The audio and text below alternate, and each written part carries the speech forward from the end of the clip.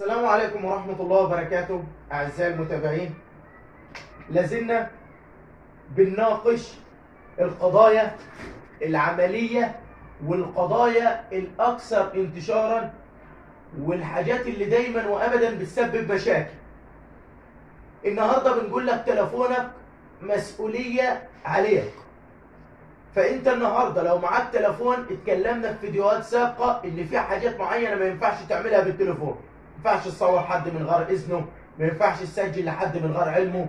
النهارده بقول لك لو معاك تليفون ما تخليش حد يحط شريحته في الموبايل بتاعك نهائي. أو العكس، واحد يكون معاه تليفون ويجي يقول لك اديني الخط بتاعك هجرب بيه التليفون ده. لا معلش. طب ليه؟ أصلا النهارده لو إنك التليفون اللي هو بيجرب بيه الخط ده مسروق ومعمول به محضر، بمجرد ما بتحط الخط بتاعك بيظهر عند الجهات المعنية ان التليفون اتفتح في المكان الفلاني وفي خط باسم فلان.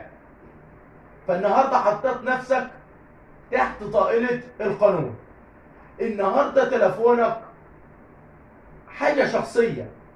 اللي حطت الخط ده مثلا لربما يكون سيء النية ونسخ لك مثلا جهات الاتصال بتاعتك، الاسماء اللي عندك بالارقام الناس اللي تخصك.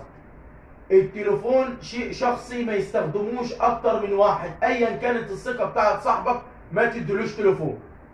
الناس النهارده دي اللي بتاخد منك التليفون واديني اعمل مكالمه والكلام ده كله، لا يا باشا خد مني 5 جنيه اروح اعمل بيها مكالمه وما تتكلمش من تليفون. انا عارف هو هيكلم مين، ما ربما يكلم واحد يشتمه بتليفونك. يبقى انت مسؤول عن الشتيمه اللي حصلت دي. نفترض الطرف الثاني سجل، التسجيل هيطلع بيا بنفس الخط بتاعك ونفس المكالمه بتاعتك.